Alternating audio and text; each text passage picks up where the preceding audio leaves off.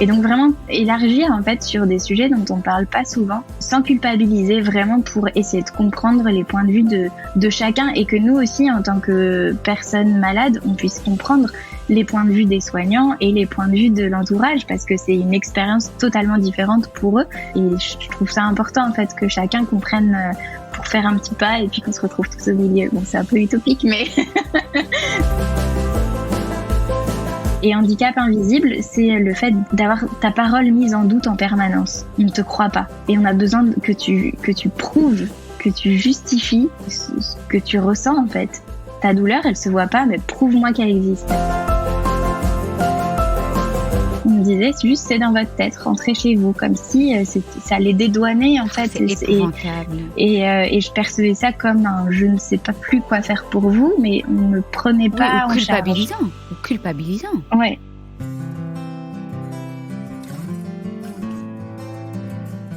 Nous naissons princesses et nous devenons guerrières. Fermez les yeux. Ça vous parle ?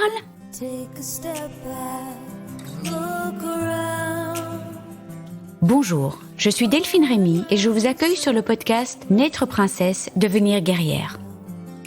Vous entendrez ici des personnes inspirantes, des médecins, des philosophes qui, j'espère, vous feront du bien.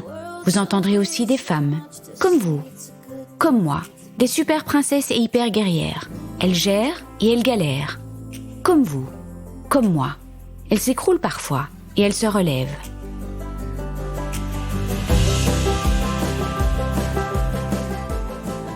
Chloé, c'est la douceur à l'état pur, et puis l'empathie, le cœur, l'intelligence et surtout l'intelligence de cœur.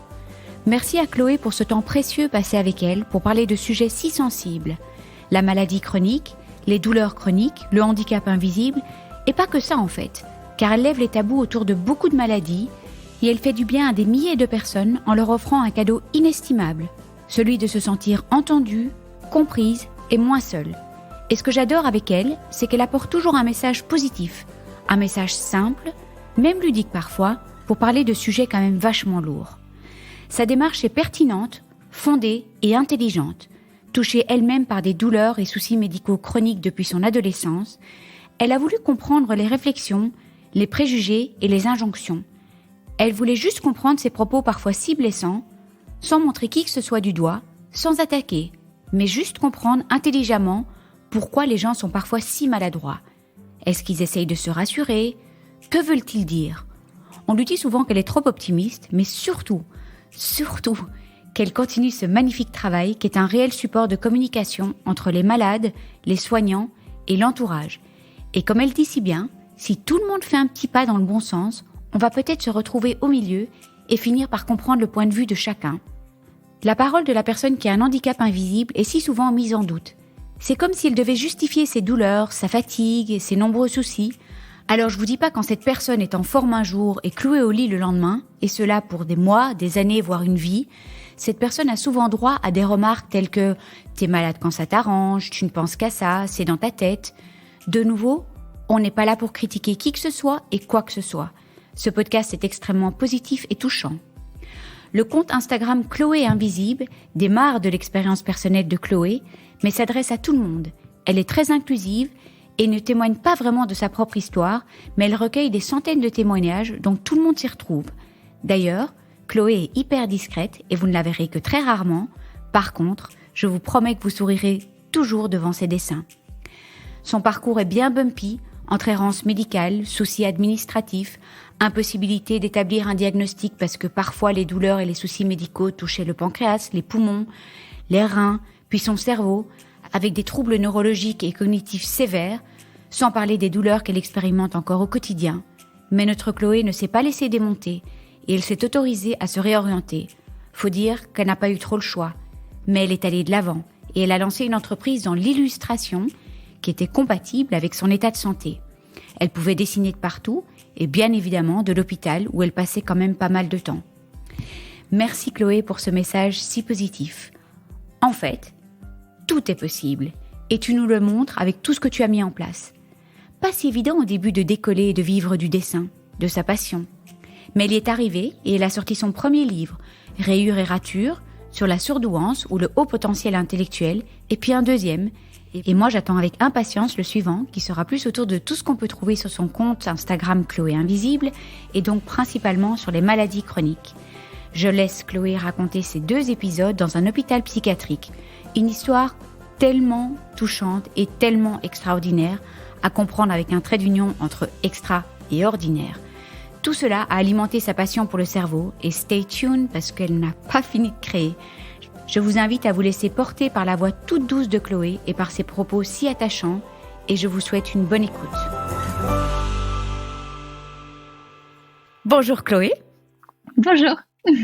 Merci 1000 fois, merci vraiment de tout cœur de m'avoir donné un peu de ton temps précieux parce que je sais que tu es hyper occupée.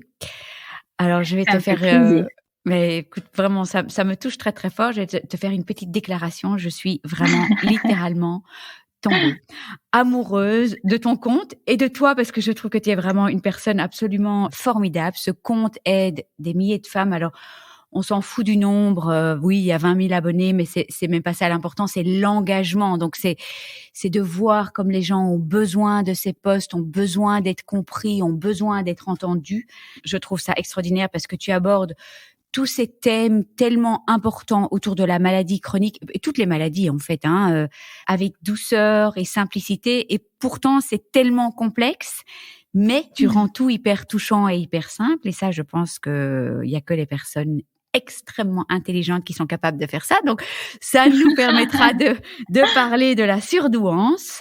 Alors, hier, j'ai reparcouru tout ton compte. Je l'avais déjà vu, mais je me suis installée dans mon bain et je me suis fait plaisir. Je me suis dit, je relis tous ces posts.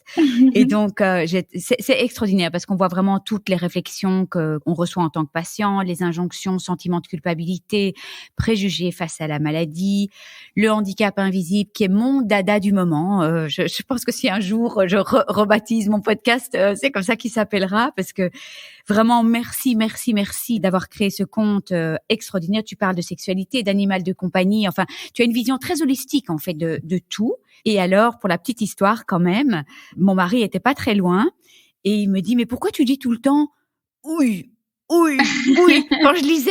Et en fait, je lisais tous les commentaires, tu vois, dans tes petits posts noirs et blancs. Alors, c'est vrai que c'est le problème du podcast, c'est qu'on voit pas les posts, mais tout le monde ira voir ton compte Instagram. Et je pense qu'il y en a beaucoup qui le connaissent. Mais c'était tous les petits commentaires, tu vois. Mais t'as pas de cheveux, t'as pas de cancer, ou ton cancer doit pas être si grave, ou oh, j'aimerais bien savoir avoir ce que tu as, parce qu'au moins tu gardes la ligne, ou t'es fatigué quand ça t'arrange. Oh, mais la maladie de Lyme. Enfin, c'est un peu la maladie à la mode, quoi, comme la fibromyalgie ou endométriose. Et chaque fois, je disais, oui, tu vois, j'étais vraiment, touchée en plein cœur par toutes ces réflexions qu'on peut entendre qui sont absolument épouvantables. Ouais. Et il faut absolument que ça s'arrête.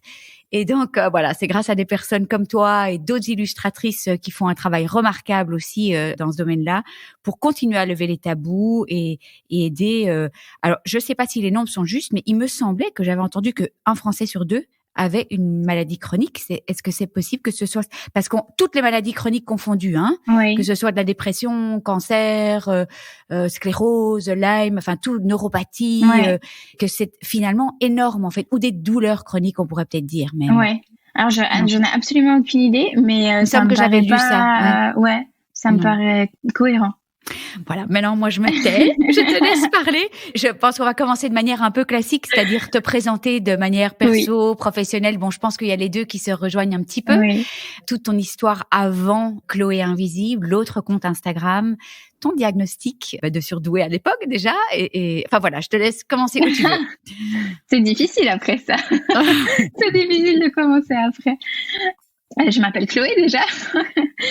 Je pense qu'on me connaît. Alors soit si on me connaît déjà, c'est soit sous le nom Instagram Chloé Invisible, peut-être sous le nom aussi Instagram Chloé Rayure, sachant que sur Facebook c'est un peu différent, c'est Rayure et Rature et Chronique Invisible.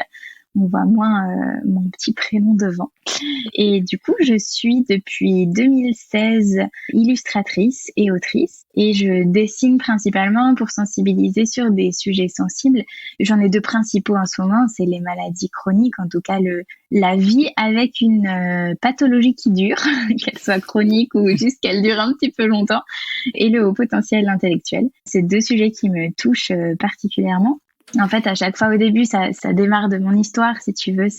Ça démarre de quelque chose que j'ai vécu, qui m'a posé beaucoup de questions, qui m'a posé parfois problème quand je connaissais pas bien ce que c'était et que du coup, t'es un peu perdu, tu sais, quand tu débarques dans un sujet où t'as l'impression que t'es tout seul. T'as l'impression que t'es le seul bizarre, t'as l'impression que t'es le seul à avoir mal tout le temps. Et en fait, petit à petit, tu te rends compte que, mais non, pas du tout. Il y en a plein d'autres. Et voilà, c'est un peu, mon travail est venu se lier à mon expérience personnelle pour l'emmener un peu plus loin. C'est pour ça qu'il est tellement apprécié, c'est qu'il y a tellement d'authenticité et ça sort de tes tripes, quoi. C'est vraiment. Ouais. Mais ça a commencé donc par le haut potentiel, hein. Oui, ça a commencé par le haut potentiel. Après, l'un comme l'autre, tu vois, sur les deux sujets, ça part de l'authenticité, de mon expérience, mais je ne raconte pas tu vois, c'est pas du témoignage. C'est juste la sensibilité au sujet vient de mon expérience personnelle. Et en fait, après, je mêle ce que j'ai pu ressentir, mais ce que les autres personnes aussi. J'élargis, en fait, pour que ça touche tout le monde. Oui, mais c'est-à-dire que quand j'ai découvert les contes, je me suis dit, OK, je pense qu'elle vit avec des douleurs chroniques. Ça me paraît évident, mais c'est vrai que tu es relativement... mais c'est ça qui est extraordinaire. Tu es très, très discrète, assez effacée. Ouais. On te voit pas, on voit tes dessins, on te voit pas toi. Ouais. Et tu rapportes aussi ce que les gens te rapportent. Donc, c'est vraiment c'est formidable. Moi, j'aime beaucoup ce mot, c'est formidable parce que c'est vrai que c'est pas que ton histoire, mais on sent vraiment que ça sort de tes tripes. Donc, professionnellement, tu as commencé comment et qu'est-ce qui s'est passé avec ce diagnostic de HP ou de surdouance? En Belgique, on dit au potentiel. Oui, ça dépend, c'est vrai, ça dépend des endroits. J'aime moins le terme diagnostic maintenant, surtout quand on parle de maladie aussi à côté, parce que du coup, c'est vrai que ça fait très médical, alors que c'est pas du tout une pathologie, c'est pas un problème, c'est juste une caractéristique. Moi, j'aime bien dire que c'est un tempérament, mais c'est chacun le définit un peu comme il veut, mais voilà, c'est parfois c'est un petit peu problématique. J'ai été détectée surdouée du coup en 2015, et en fait, c'est exactement au même moment que j'ai eu énormément de problèmes de santé. Alors j'ai eu des problèmes de santé depuis que je suis très jeune, depuis que j'ai 12-13 ans. Mais j'ai eu une aggravation en 2015 qui a permis d'avoir un peu moins d'errance médicale, en tout cas des pistes de diagnostic qui se rapprochent, même si aujourd'hui tout n'est toujours pas clair et défini. Mais en tout cas, voilà, une aggravation au niveau de ma santé cette année-là. Et en même temps, je travaillais à l'époque, pas du tout dans l'illustration, j'étais analyste stratégique, je travaillais en entreprise, j'avais souvent des déplacements, tout ça. Et j'étais épuisée, j'arrivais plus trop à vraiment tenir le rythme. Je mettais toute ma vie personnelle en pause pour pouvoir être en forme au travail. Donc, tu vois, le soir, je me disais non, mais je fais aucune activité parce que demain, il faut que j'arrive à me lever, en fait. J'ai pas le choix. Et là, c'était vraiment déjà les douleurs chroniques et déjà on avait, donc moins d'errance à ce moment-là. Oui. Alors non, à ce moment-là, j'avais pas du tout de diagnostic, mais par contre, j'étais tout le temps à l'hôpital. J'avais beaucoup d'arrêts maladie, d'opérations. J'avais tout le temps des traitements. On savait pas. En fait, c'était pas un traitement pour une pathologie, mais j'avais toujours des infections. Un coup, c'était le pancréas, après les poumons, après les reins, enfin, tu vois, j'avais toujours un problème. Et on savait pas d'où ça venait, mais on me traitait pour le problème en question. Puis le mois d'après, j'en avais un autre. Et donc, quand on travaille en entreprise, c'est compliqué. Donc, j'ai tenu, et en même temps, j'étais pas non plus hyper très épanouie dans mon travail. Et j'avais 25 ans à l'époque et j'avais déjà démissionné 2 fois, je crois.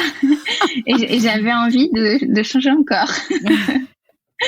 Et du coup, à ce moment-là, donc entre tu vois les douleurs chroniques, où on se dit aussi, est-ce que c'est pas lié au stress?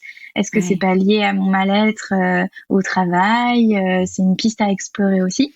Donc, j'ai consulté à ce moment-là des psychologues. Et c'est à ce moment-là qu'en fait, on m'a dit que j'avais pas de problème, j'allais bien.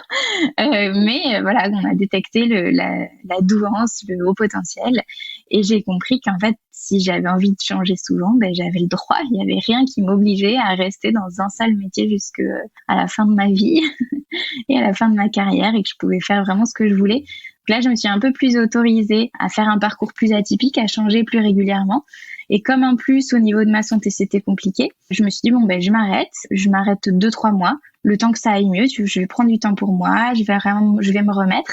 Et puis ensuite, comme ça, je prendrai le temps de réfléchir à quelque chose qui me correspond peut-être un peu mieux. Et en fait, quand je me suis arrêtée, Je pense que j'ai eu un contre-coup. Et là, j'ai eu des gros soucis neurologiques. Alors qu'avant, c'était plutôt digestif, pancréas, poumon, respiratoire, tout ça. Là, d'un coup, c'était neurologique, où j'avais des vomissements d'origine centrale, j'avais une paresthésie et puis un jour hémiplégie, alors temporaire, hein, qui n'est pas restée, mais vraiment un côté paralysé. Donc très inquiétant, c'était inquiétant. C'était très stressant. Et puis de pas avoir de diagnostic, c'est ça qui est. Et puis voilà, on a commencé à émettre des idées quand même de grandes maladies. Ouais, ok. Oui. Après, c'était un peu une période d'errance de laquelle je ne suis toujours pas officiellement sortie, parce qu'en fait aujourd'hui j'ai toujours une partie de mes neurologues qui sont persuadés par une pathologie, un diagnostic, d'autres qui me disent non, quand même ça doit plutôt être une autre, et puis enfin c'est toujours pas clair en fait. Donc ça, oui, c'est et compliqué. nous on a décidé dans le podcast de rester vague, hein. Je le dis aux auditeurs parce que voilà, c'est vague pour tout le monde. Vu que c'est vague pour tout le monde, on reste vague parce que certainement il y a des gens qui vont me dire mais pourquoi tu lui as pas demandé exactement ce que c'était. On va rester vague, comme ça on illustre que c'est vague. Et c'est fou, hein, qu'il y ait encore tellement d'interrogations dans la médecine, quoi. Donc et puis donc qu'est-ce qui s'est passé ensuite alors? Et alors du coup c'est pendant la convalescence, donc parce que en fait je me suis arrêtée, j'ai eu quand même un diagnostic à ce moment-là, et là on m'a dit avec ce diagnostic c'est bon, 3 semaines d'antibiotiques et tu seras guérie. Et alors moi je me suis dit mais ça va me changer la vie, ça fait 13 ans que je suis malade, ça fait 13 ans que j'ai mal, ça fait 13 ans que j'ai plein de problèmes, et là en 3 semaines je suis guérie. Mais allez, on les prend. Oui, on les prend. Je saute dessus, et donc j'ai eu un regain de motivation, d'énergie. Je me suis dit mais ça va me changer la vie. Donc j'ai postulé dans de nouveaux emplois à Lyon, parce que j'avais déménagé à Lyon entre-temps, j'étais à Paris avant. Et donc j'ai déménagé à Lyon, j'ai passé des entretiens, j'ai été prise, j'ai eu un gros coup de cœur en plus avec l'équipe qui m'avait recrutée. Et c'était nouveau tellement hâte de commencer. C'était de l'analyse stratégique, mais qui vraiment, enfin je sais pas, j'avais vraiment eu un énorme coup de cœur avec les personnes au recrutement et l'équipe, et j'avais vraiment hâte de commencer. Et en fait, pendant ma période d'essai, j'ai eu cette paralysie, et de fil en aiguille, en fait, j'ai pas réussi à tenir parce que les 3 semaines antibiotiques étaient finies, puis en fait ça allait pas mieux. Et je me suis dit mais qu'est-ce que je viens de faire? Je suis en période d'essai, je suis déjà en arrêt. Comment ça se passe? Et donc en fait et puis je peux pas faire ça à l'employeur, je m'entends tellement bien avec eux, et puis là si je leur dis, parce que là on a commencé à me dire finalement il faudra peut-être un traitement de 3 mois, 6 mois, peut-être 18 mois, peut-être davantage. Et là je me suis dit mais je peux pas vivre dans cette incertitude de savoir que j'ai commencé depuis 2 semaines, je suis déjà en arrêt. Eux ils ont besoin de quelqu'un aussi, en plus je les aime beaucoup, j'ai pas du tout envie de les pénaliser non plus, et ça a été un peu compliqué.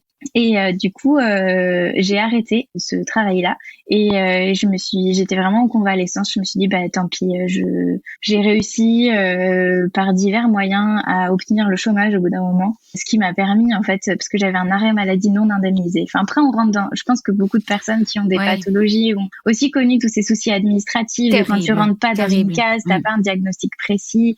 Donc, en fait, t'as plusieurs arrêts, mais il suffit qu'il y ait un diagnostic inscrit qui plaisent pas au médecin conseil de la Sécu, et enfin c'est très compliqué pour avoir les indemnités. J'imagine que toi tu faisais plein de recherches aussi sur ton propre diagnostic. Ouais. Oui et non, parce que j'ai toujours eu un peu peur de ça, parce que bon, tout de suite ça angoisse. Moi ça m'angoisse pas mal, donc j'étais tellement entourée du point de vue médical que du coup je me dis c'est bon, je vais leur laisser ce fardeau là. Mais c'est vrai que surtout quand on a l'impression de pas être prise au sérieux, ou quand on voit que il y a plusieurs pistes qui ont été explorées puis ça mène à rien, et en fait on vous dit pas je sais pas quoi faire pour vous, juste on vous laisse. Et ça, c'est dur. Et donc, à ce moment-là, oui, on a tendance à chercher soi-même, parce qu'en fait, on se sent un peu perdu, un peu tout seul. Et donc, il y a en plus tout ce stress administratif mais comment il faut que je remplisse tous les papiers, mais je comprends rien, parce qu'à l'époque, j'avais des gros soucis neurologiques et cognitifs, et les mots sortaient pas du tout comme dans ma tête. Donc j'avais beaucoup de mal à m'exprimer. Rien qu'à appeler la RH, ça a été, mais elle s'en souvient encore aujourd'hui. Elle me dit, mais alors tu me parlais de champignons, je comprenais rien. Oui, je sais. On en rigole aujourd'hui, tu vois. Mais c'est vrai que c'était un moment vraiment particulier, Ça, c'était début 2016. Bref, tout ça pour dire que dans cette période, je me suis raccrochée au dessin parce que c'est quelque chose que j'adorais faire et qui m'a vraiment tenue parce qu'en fait, je me suis dit, bon, bah, du coup, j'ai réussi à avoir le chômage. Donc, j'ai quand même un revenu, le temps de trouver ce que je vais pouvoir faire. Et donc, je me suis inscrite en formation pour faire de l'illustration, une formation à distance. Je recevais les cours en ligne ou par la poste. Je faisais mes dessins. Donc, comme ça, je pouvais le faire chez moi, en fait. Poser à ton Voilà, rythme, les jours où j'allais bien, tout ça. Et en fait, même avant la fin de la formation, j'ai monté mon entreprise dans l'illustration parce que je me suis dit, mais en fait, voilà, c'est ça la solution. Il faut que je trouve un métier que je puisse faire dans mon lit, à l'hôpital, partout. Et si je suis en forme le dimanche et que j'ai envie, ben, en fait, je peux travailler le dimanche. Et puis si le mardi, j'ai rendez-vous de kiné, rééduc, où je suis au fond de mon lit, j'arrive pas à bouger, ben, je travaille pas. Puis voilà. Tu vois, j'ai pas de contraintes.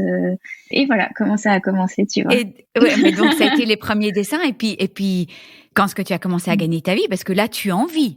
Aujourd'hui, oui. Alors à l'époque, pas du tout. Hein. Ouais. À l'époque, pas du tout. Parfois, du coup, j'étais tous les mois, je devais déclarer le chiffre d'affaires que j'avais fait et le chômage complété. Pour que j'arrive en fait, il complétait par rapport aux indemnités chômage auxquelles j'avais droit. Et il y avait des mois, je déclarais 12 € de chiffre d'affaires. J'étais toute contente. Un dessin. Après 60. Et puis, tu vois, petit à petit, j'ai réussi à trouver aussi le modèle qui me convenait. Et ça fait depuis 2018 à peu près. Donc, tu vois, il m'a fallu 2 ans pour vraiment trouver mon modèle. Mais ça a démarré avec le livre sur la surdouance. Ouais, en fait. Donc, comment est-ce que tu as été, bon, juste pour la toute petite histoire, parce que je trouve que c'est amusant aussi, de pouvoir aussi dire qu'on peut faire quelque chose de son épreuve, qui a quand même, une terrible épreuve. Parce que dessiner, en plus, j'imagine qu'il y a des jours, t'as quand même mal aux mains, quand même. Puis je tremblais beaucoup à l'époque. Je dessinais sur papier au début. Et en fait, je tremblais tellement que la tablette graphique m'a sauvé la vie parce que ça lisse les traits. Chloé, c'est pas possible. Je triche, j'adore. Mais et donc on t'a repéré, tu as envoyé tes dessins. Qu'est-ce qui s'est passé en fait? Au début, c'est des anciens collègues, via LinkedIn. C'est vrai, en fait, c'est du réseau que tu t'es construit sans forcément réaliser que tu l'avais construit parce que c'est des personnes avec lesquelles j'étais en école de commerce. C'est des frères et sœurs d'anciens collègues. Enfin, vraiment, ça vient de partout, en fait. Et les gens voient que tu te reconvertis. Ils disent, bah, attends, moi, je travaille dans une association. On a un tout petit budget, mais peut-être que du coup, pour toi, ce sera OK. Et puis, bah, pour moi, c'était OK. Je commençais. En plus, ce que j'ai fait, c'était vraiment moche. Objectivement, d'aujourd'hui, tu vois, j'ai un petit peu honte, mais bon. À l'époque, ça leur a plu, tant mieux. Hein. Non, mais d'abord tes premiers dessins. Enfin, moi, je les ai pas vus, mais je trouve que même quand tu remontes à 2019, tu vois dans le compte, c'est canon. Bah, c'est vrai que ça a changé, mais c'est chaque fois aussi les petites légendes qui sont, mais vraiment des petits bonbons, quoi. Hein. Moi, je trouve ça extraordinaire. Donc, oui. Et puis, je pense aussi, c'est un langage que tout le monde comprend, le dessin. Oui. Est-ce que ça va pas au cœur de nos émotions, en fait, le dessin?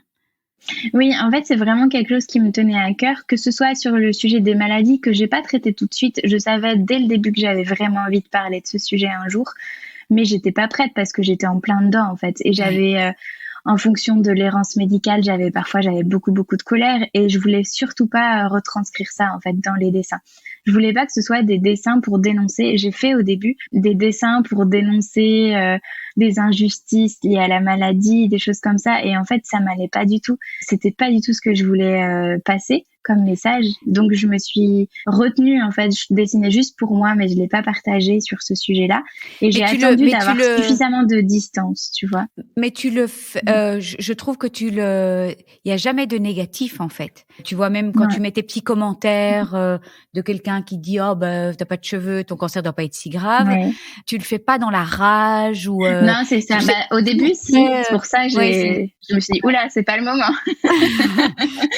Je vais prendre du recul par rapport à moi, ma pathologie et mon expérience. Et puis, quand je serai un peu sortie de tout ça, j'aurai plus de recul et j'y arriverai.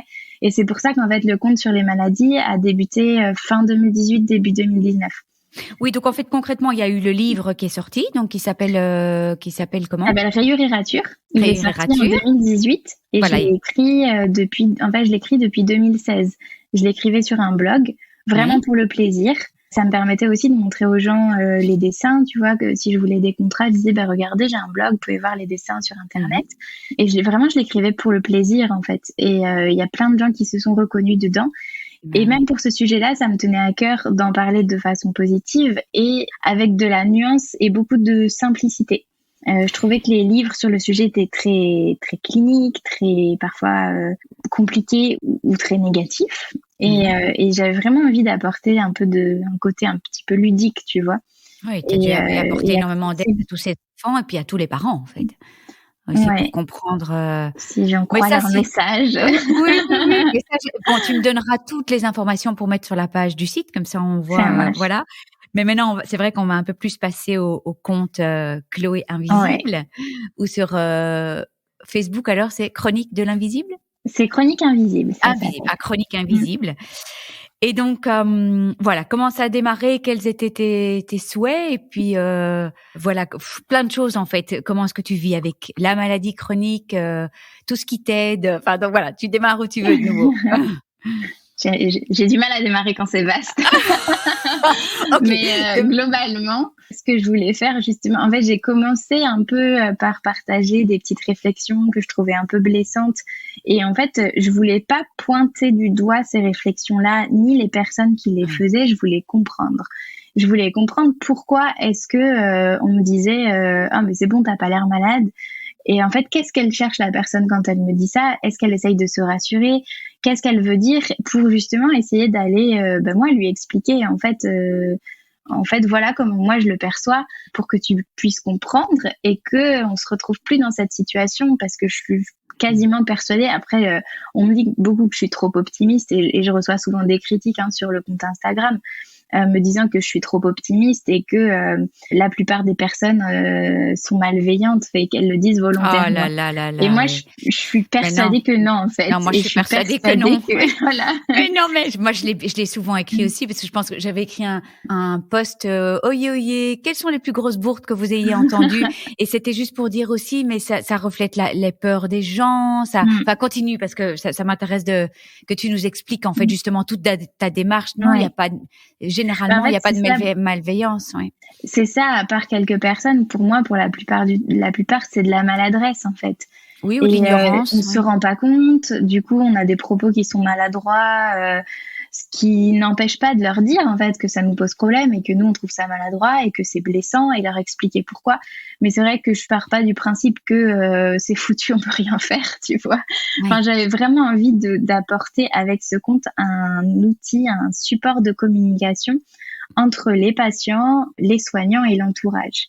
Et c'est pour ça qu'il y a aussi des thèmes vraiment liés à la vie quotidienne, sur la sexualité par exemple, qui permettent d'en parler avec le ou la partenaire, parce que c'est difficile quand il y a des douleurs chroniques qui s'immiscent dans la vie intime, et c'est toujours un sujet tabou, on a du mal à en parler, alors avec la maladie en plus, que ce soit du point de vue de la personne malade ou du point de vue du ou de la partenaire, tu vois. Oui. Et donc vraiment élargir en fait sur des sujets dont on parle pas souvent, sans culpabiliser, vraiment pour essayer de comprendre les points de vue de chacun, et que nous aussi, en tant que personnes malades, on puisse comprendre les points de vue des soignants et les points de vue de l'entourage, parce que c'est une expérience totalement différente pour eux. Et je trouve ça important, en fait, que chacun comprenne pour faire un petit pas et puis qu'on se retrouve tous au milieu. Bon, c'est un peu utopique, mais... Mais non, mais c'est trop mignon. C'est le but, tu vois. Mais oui, mais c'est tout l'esprit de ton compte, et je trouve ça tellement positif, parce que c'est vrai, moi aussi, j'ai entendu des choses tellement blessante. Mais quand on décortique, je me disais, mais elle pense pas mal, elle pense me faire plaisir, ou tu vois, quand t'entends, mais trop bien, tu vas avoir la paire de seins de tes rêves et tout, tu vois, un cancer du sein. Et voilà, en fait, elles savent pas que c'est compliqué, la reconstruction. Puis moi, je le savais pas trop non plus à l'époque où je pense que j'ai fait des bourdes aussi, en fait, avant. Mais moi aussi, et je suis persuadée que j'en fais encore. Parce que je me rends pas compte de plein de choses quand on le vit pas, en fait. Bah, je pense que là, tu as une bonne compréhension de pas mal de maladies. Tu vas être Maintenant, plus sensible. Je suis un peu plus sensible, mais je suis persuadée que face à des handicaps que je connais pas du tout, et notamment, je pense au handicap moteur, je suis persuadée que j'ai des réflexions qui peuvent être blessantes. Et donc, à chaque fois, je demande à la personne si jamais je dis quelque chose, n'hésite pas à me le dire, en fait. Et voilà. Mais c'est vrai que je suis persuadée qu'on en fait tous. Oui, ben ce conte est justement vraiment extraordinaire parce que je trouve que tu fais un panel absolument incroyable avec beaucoup de maladies en plus. Donc, ça permet vraiment d'éduquer ceux qui ne sont pas malades et éduquer ceux qui sont malades justement à essayer de. Alors toi, quand tu reçois une réflexion comme ça, parce que le handicap invisible, c'est quand même compliqué. Moi, parfois, je me dis parfois, enfin, ce serait peut-être mieux qu'on ait quelque chose de visible au milieu du visage pour être reconnu. Non, mais tu vois, quand t'as pas de cheveux pendant le cancer, t'es hyper reconnu par la société. En fait, tout le monde te regarde avec bienveillance. Enfin, il y en a qui ont peur. Tu peux faire peur à certaines personnes. En fait, c'est ça, ça déclenche pas du tout les mêmes réactions. Exactement. Moi, ça a été visible pendant une période où, en 2016, justement, après la paralysie, j'avais régulièrement un fauteuil ou une canne en fonction de mon état. Si je devais tenir une journée, par exemple, du coup, je pouvais pas. Donc, pour sortir quand même, j'avais un fauteuil. Et je me souviens d'une journée entière en fauteuil dans Lyon. Heureusement que j'ai déménagé, parce que Paris en fauteuil, je n'ose même pas imaginer. Mais à Lyon, ça va, tout est adapté. Et en fait, je me suis rendu compte à ce moment-là du changement de regard des gens sur moi. Et on m'adressait pas la parole. C'est-à-dire que j'avais une amie qui était à côté de moi. Et comme j'avais aussi très peu de force dans les bras, j'avais du mal à avancer toute seule. Donc, en fait, elle me poussait. Et quand on rentrait, on faisait, je me souviens, des petites expos et il y avait Coralie, donc derrière moi, qui me poussait. Et il y avait des marches parfois dans les galeries. Et je me souviens de la personne qui vient et qui dit à Coralie, ça va, elle va passer là, vous allez pouvoir la monter comme ça. Et puis moi, je suis là, bonjour. Je suis une personne, vous pouvez vous adresser à moi directement, en fait. Donc, en fait, c'est pas du tout la même chose. C'est-à-dire que handicap visible, j'ai pas du tout aimé le regard tout de suite qu'on avait sur moi et le fait de pas être considéré, pas être comme un être humain, en fait. Et handicap invisible, c'est le fait d'avoir ta parole mise en doute en permanence. On ne te croit pas. Et on a besoin que tu prouves, que tu justifies ce que tu ressens, en fait. Ta douleur, elle se voit pas, mais prouve-moi qu'elle existe. C'est fou. Oui, donc t'es fatiguée quand ça t'arrange ou. Ouais. Ah, la canne aussi, c'est quand ça m'arrange, parce que moi, je suis ravie de pas pouvoir prendre ma canne quand je me sens bien. Tu vois, quand j'ai pas trop mal, je peux aller me promener, donc je la prends pas. Et puis le jour où vraiment ça va pas, du coup, je la prends. Et là, on me dit, ah oui, donc en fait, la canne, c'est quand ça t'arrange. Et Et chaque fois, tu essayes d'expliquer, de décortiquer, Non, plus maintenant, parce qu'en général, quand on me fait ces réflexions-là, c'est pas forcément des personnes que je connais. Les autres, maintenant, ont compris. Mais c'est des gens dans le bus ou c'est, tu vois, quand je fais de l'activité physique adaptée, ça m'a beaucoup aidé et puis maintenant ça va mieux. Mais donc j'y vais en transport en commun et donc c'est dans une structure sport santé, tu sais, bien adaptée. Ouais, tout à fait. On s'adapte à ta pathologie, tout ça. Et donc en fait, je suis en tenue de sport. Donc je prends le bus en tenue de sport, je rentre en tenue de sport et j'ai ma carte pour m'asseoir dans le bus et je vais m'asseoir en fait sur les places parce que je peux pas tenir plus. Déjà la séance m'a épuisée et en fait bouger est plus facile pour moi que de rester debout. C'est très très difficile pour moi de rester debout, de garder l'équilibre. T'avais fait un dessin là-dessus. Oui, t'avais fait un dessin là-dessus. Ouais, c'est des petits paradoxes parfois, tu vois. Tu dis, je peux courir. Par contre, je peux pas rester debout ni piétiner et marcher lentement. J'ai du mal, tu vois.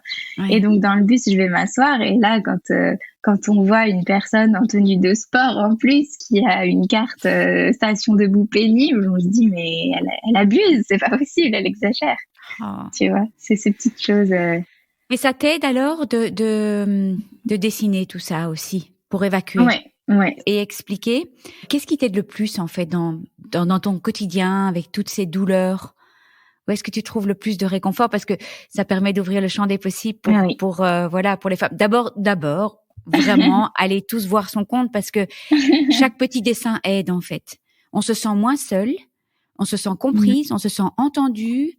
Je trouve que c'est un conte qui doit être lu En fait, tu devrais écrire un livre, de nouveau un autre livre sur toutes les maladies chroniques. J'imagine que c'est prévu, non? Ouais, j'aimerais beaucoup le transformer en livre, qu'on puisse traîner dans un coin, tu vois, pour sensibiliser. Tu vois, on les laisse dans tous les coins, là, dans les toilettes, hein, par exemple. Ça, c'est toujours très bien, tu vois. Dans toutes les salles d'attente. Voilà, il sera fait pour ça, dans toutes les salles d'attente. C'est extraordinaire. C'est juste extraordinaire. Moi, ça m'a terriblement aidée et voilà. Qu'est-ce qui toi t'aide le plus en fait quand tu es en crise? Parce que est-ce que tu as des moments de crise? Oui. En ce moment, j'en ai pas mal, mais en ce moment, alors c'est pas du tout les mêmes crises qu'avant. C'est moins parce qu'à une période, c'était très des pics d'infection où j'allais avoir des pics de fièvre, très forte fièvre, vomissements, nausées, sueur. Et là, c'est plus des très fortes douleurs neuropathiques avec des brûlures dans tout le côté droit.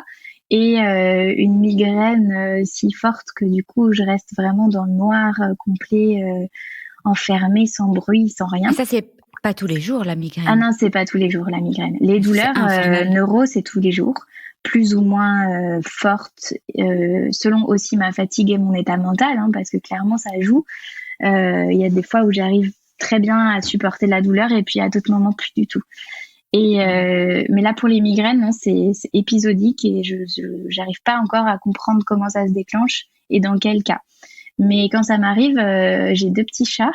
Ouais. Et j'ai 2 petits chats qui me sautent dessus. Et c'est vrai qu'à chaque fois que je suis malade, quel que soit le type de crise, ils sont là et ils sont sur moi tout de suite. Ils me collent en fait quand ça va pas. Ouais. Et c'est mon antalgique numéro 1. Je sais pas, mais en tout cas, ils sont là. Oh là là. Et du coup, ça me fait beaucoup de bien. Et le sport aussi. Ah oui, et le sport aussi, évidemment. Mais ça, alors, c'est le sport adapté, parce que bon, voilà, pour l'instant, c'est un peu limité, mais je vois les progrès aussi. Et qu'en fait, petit à petit, ça m'aide aussi sur la fatigue chronique. Ce qui, au début, me semblait juste contradictoire. Et je me disais, mais je suis tellement fatiguée, je peux pas aller faire du sport. Et en fait, ce que j'appelais du sport, petit à petit, c'était bouger les pieds 5 minutes, c'était marcher 10 minutes, et puis petit à petit, on augmente. Et puis là, aujourd'hui, je fais de la boxe adaptée, où du coup, tu vois, je perds connaissance quand j'ai des changements de position. Donc du coup, c'est des choses que je fais pas, mais ils me connaissent. Donc ils adaptent toute la séance par rapport à ça. Et c'est juste génial. J'arrive à faire de la boxe, j'arrive à faire de la danse. J'aimerais faire du vélo un jour, mais bon. Ça, tu peux pas? Pour l'instant, j'arrive pas du tout parce que j'ai vraiment pas d'équilibre. Comme j'ai un gros déséquilibre, tu vois, des 2 côtés, à droite est très inférieur par rapport à la gauche. Le vélo, pour l'instant, je tiens pas dessus. Alors, le vélo d'appartement, ça va. Mais dès qu'il y a des roues, c'est compliqué. Tu peux mettre des petits trous. Avec des roulettes. Tellement courageux. Et là, c'est vrai que l'activité physique est adaptée, mais pour toutes les maladies, en fait. Et c'est souvent dans mon groupe de soutien, j'entends les femmes qui disent je suis épuisée, mais on me dit de faire du sport. Donc c'est tellement je suis épuisée, on me dit de faire du sport pour être moins épuisée. Et donc elle dit c'est tellement paradoxal. Et pourtant, c'est extrêmement. Moi, ça m'a aidé. Après, c'est jamais agréable surtout quand c'est l'entourage qui vous dit allez, bouge-toi. Oui, c'est ça. C'est jamais très bienveillant quand on te dit ça quand même. C'est vrai que c'est souvent t'es fatigué parce que tu bouges pas assez. Il y a des façons de le dire, tu vois. Oui, et puis il y a des façons d'aider parce que ça doit être une appréhension pour certains de reprendre une activité quand on a mal. Donc ça s'accompagne. Oui, ça c'est très fort aussi. Et donc toi tu parles de tes petits chats, tu parles de dessiner. Est-ce que j'entendais, je sais pas si tu as envie d'en parler dans le podcast, mais que tu avais envie d'analyser un petit peu, de récolter des témoignages sur des maladies psychiatriques? Ouais, j'aimerais beaucoup. C'est quelque chose que j'ai très envie de faire depuis longtemps et j'arrive pas encore à trouver, tu vois, le bon angle. J'ai encore un peu peur de pas suffisamment bien me traiter ou de dire des bêtises ou d'être un peu biaisée par rapport à ça. Donc j'ai besoin d'avoir davantage de recherche et de témoignages et puis de discussions aussi avec les soignants là-dessus. Mais c'est vraiment quelque chose que j'aimerais faire. Et c'est parce que tu as touché de près ou de loin à ça, ou la dépression ou... Oui, Oui. Oui, j'ai connu 2 épisodes de dépression, plus alors pas du trouble anxieux, mais des épisodes un peu de dépersonnalisation, déréalisation. Mais c'est quelque chose que j'ai encore beaucoup de mal à accepter ou appréhender, tu vois, à l'inverse de mes symptômes physiques. Et donc c'est pour ça, je pense aussi que j'ai du mal encore à tracer le contour. Et puis aussi, c'est parce que du coup, quand j'étais en errance médicale avec des symptômes très physiques, souvent on me disait c'est dans ta tête. Rentrez, déstressez, vous verrez, ça ira mieux, c'est dans votre tête. Et en fait, à force qu'on me dise ça, moi je me suis dit, ben ok. Mais en fait, moi, je m'en fiche que ça soit dans ma tête. Enfin, je veux juste qu'on me soulage. Donc moi, que la cause, elle soit dans ma tête ou que ce soit une bactérie ou peu importe, en fait, dites-moi ce que je dois faire, j'attends que ça de vous, tu vois. C'était vraiment juste quoi me soulager. Et on me disait jamais, on me disait juste c'est dans votre tête, rentrez chez vous, comme si ça allait dédouaner en fait. C'est épouvantable. Et je percevais ça comme un je ne sais pas plus quoi faire pour vous, mais on me prenait pas en charge. Ou culpabilisant. Ouais. Et on me prenait pas en charge, donc j'ai fait ma valise et je suis allée en hôpital psychiatrique. C'est extraordinaire. Et je leur ai demandé, je leur ai dit bonjour. Alors la première fois j'avais 18 ans et la deuxième fois j'en avais 22 je crois. Et je leur ai dit écoutez, j'ai plein de symptômes. En plus j'étais en dépression, mais parce que la vie avec plein de pathologies, enfin plein de douleurs et plein de problèmes de santé, quand en plus on ne sait pas ce que c'est, qu'on a 18 ans, que tout le monde fait plein de projets, sort et que toi tu peux rien faire, c'est très pesant. Combiné à tout plein d'autres facteurs dans ma vie. Voilà, c'était un épisode très compliqué pour moi et du coup, je suis allée frapper aux urgences psychiatriques. Et en fait, la première fois, il y avait plus de place dans l'unité jeune parce qu'ils m'ont dit c'est peu commun en fait que quelqu'un vienne comme ça à 18 ans et demande à ce qu'on la prenne en charge parce que voilà, moi je voulais juste aller mieux en fait et j'avais besoin d'aide. Et donc il y avait plus de place dans l'unité jeune, donc ils m'ont mise là où il restait de la place et c'était une unité pour les toxicodépendants. Et donc je me suis retrouvée avec des personnes entre 40 et 60 ans avec des problèmes d'alcool, de drogue, en fait de dépression liée à un état dépendant. Et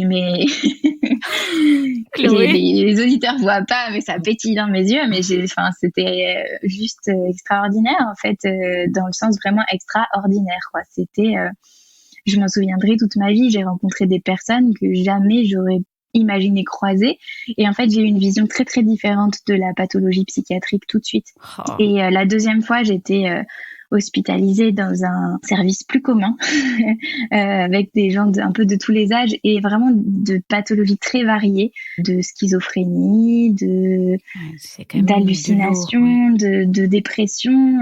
Enfin, ça allait vraiment de ce que j'appelle petite dépression comme moi j'avais en fait, où j'étais quand même en pleine possession de mes moyens. J'avais pas d'angoisse. Je me souviens, je croisais les autres patients et on me disait mais t'arrives à marcher, à sourire comme ça? Je dis ouais, moi tout va bien. Et en fait, on manifestait tous de façon très différente et j'ai trouvé ça vraiment fascinant. Et il y a une personne qui a eu une amnésie traumatique, enfin vraiment des choses qu'on peut découvrir que là-bas et à ce moment-là, ma fascination pour le cerveau a commencé aussi. Donc tout ça, c'était avant le haut potentiel, tu vois, avant que je connaisse tout ça. Mais c'est vrai qu'aujourd'hui, tout ce qui est lié au cerveau, ça me fascine. Et donc, j'aimerais beaucoup, beaucoup pouvoir traiter ce sujet-là sur lequel encore plus de tabous. Ouais, encore plus de tabous. Et donc, tu cherches réellement des témoignages de personnes bipolaires ou schizophrènes ou ceux qui nous écoutent, hein. Ou d'entourage, parce que c'est ça, l'entourage. Peur d'être un peu biaisée par le fait que les témoignages aujourd'hui que j'arrive à récolter là-dessus, c'est des personnes qui sont capables d'aller sur Instagram, de parler de leur pathologie sans aucun souci. Et en fait, les gens que j'ai croisés, par exemple, en hôpital psychiatrique, c'est pas des personnes qui pourraient me raconter comme ça sur Instagram, suivre, se renseigner dessus et m'envoyer ça. Donc c'est vrai que je cherche vraiment peut-être des personnes internées en fait même. Oui, ou l'entourage pour raconter, ou les soignants pour Ça va avoir être vraiment complexe, hein, un spectre très large de pathologies psychiatriques et pas seulement celles qu'on peut le plus croiser au quotidien, en fait, tu vois. Et là, on peut pas parler plus de handicap invisible, hein. C'est Ouais. tellement terrible. Écoute, Chloé, je t'imagine avec ta petite valise arriver. Bon, si on me dit que c'est dans ma tête, soignez ma tête alors. Oui, je m'en souviens très très bien. Donc, j'avais ma petite valise, j'avais un manteau rouge, je m'habillais avec beaucoup de couleurs et j'avais un manteau rouge et j'avais changé les boutons. Donc, j'avais mis des boutons multicolores dessus. Et du coup, j'arrivais comme ça. C'est le jour de mon anniversaire. Oh, Chloé. Écoute, merci vraiment de tout cœur. Alors, quels sont tes rêves là maintenant pour ces comptes Bon, et toujours la question piège, comment est-ce que tu as envie de terminer ce podcast? C'est épouvantable, mais voilà. Mes rêves pour ces comptes, là, j'aimerais beaucoup sortir cette série sur les maladies psychiatriques, mais du coup, ça mettra plusieurs années, hein, parce que je me connais, je recherche beaucoup avant. Et mais du coup, à plus court terme, plus court moyen terme, publier en fait adapter le compte en livre pour avoir vraiment un support qu'on pourrait partager facilement avec l'entourage et pouvoir l'utiliser en médiation, en fait, en support de communication avec ses proches. Ce serait vraiment extraordinaire. Et tu fais du self-publishing, toi, non? Oui. Oui, c'est ça. T'as bien raison. Oui, j'adore ça. Ouais, c'est ça. On garde un certain contrôle. Oui. J'ai quand même une petite question. Mais ça sort un peu du cadre, mais j'entends souvent quand même que des enfants haut potentiel ont par définition beaucoup d'hypersensibilité et aussi des organes hypersensibles, ont souvent des petits soucis de digestion, des problèmes de peau. C'est quand même une question que je me suis posée à l'époque par rapport à tout ce qui était troubles intestinaux et surdouance. Est-ce que tu as déjà lu des choses comme ça? Non, j'ai jamais trouvé d'études. C'est un sujet qui, à un moment donné, alors c'est plus le lien entre haut potentiel et maladies auto-immunes, parce qu'à une période, toutes les personnes que j'ai interviewées pour Rayures et Ratures, il se trouvait qu'elles avaient des maladies auto-immunes et je me suis dit, mais j'aimerais explorer ce lien, mais j'ai trouvé aucune étude. Pour l'instant, il n'y a aucun lien vraiment défini. Après, je pense que ça reste quelque chose à explorer pour savoir s'il y a un lien, s'il y en a pas. Mais ça me je veux dire, quand on a l'explication de l'hypersensibilité, de toutes les connexions hypersensibles, finalement, les organes sont là au milieu de tout ça. Donc, voilà, j'étais tombée sur un médecin qui disait, je me pose quand même beaucoup de questions sur tout ce qui est dysbiose intestinale, troubles intestinaux et surdouance, haut potentiel ou hypersensibilité. Oui, je pense que ça s'explore. Je crois qu'il y a ça s'explore et on l'entend souvent quand même. Il y a quelque chose à creuser. Et donc, ça c'est ton rêve. Alors les maladies psychiatriques et puis de sortir un livre. Et je pense qu'on va terminer par le rêve, en fait. C'est bien, sauf si tu veux peut-être nous dire quelque chose d'autre. Non, là, j'avoue que je pense qu'on a fait un petit tour complet. Ah ouais, un petit tour franchement magnifique. Alors, il y aura toutes les infos de Chloé sur la page de mon site qui sera consacrée au podcast. Et comme je dis toujours, tu auras une page sur mon site. C'est comme si tu avais une chambre dans ma maison et donc tu dois décorer ta chambre. J'ai hâte. Voilà. Et donc, j'aimerais bien que tu mettes le plus possible. Évidemment, il y aura ton compte Instagram, mais toutes les vidéos, tes interviews, tes dessins. Voilà. Donc, merci vraiment, merci tout cœur, Chloé. Merci à toi, c'était vraiment très chouette. Merci tout cœur. Je vous remercie de tout cœur de nous avoir écoutés. N'oubliez pas de vous abonner si vous souhaitez recevoir les notifications des prochains épisodes. Et puis si vous avez apprécié cet épisode, ça me ferait vraiment très plaisir que vous me laissiez une bonne note, comme à l'école, 5 étoiles, et peut-être même un commentaire ou un partage sur les réseaux sociaux. Parce que c'est grâce à vos étoiles, vos commentaires, vos partages que le podcast pourra aider plus de femmes encore, et c'est tout ce que je souhaite. Donner ou redonner espoir, se serrer les coudes toutes ensemble, partager nos joies, nos peines et célébrer toutes les princesses et guerrières de ce monde.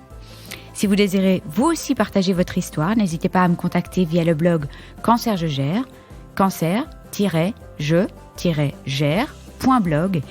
Il y a des instructions pour le partage de témoignages. Et puis je vous embrasse tous et toutes très très fort. Prenez soin de vous et on se retrouve la semaine prochaine. Gros bisous.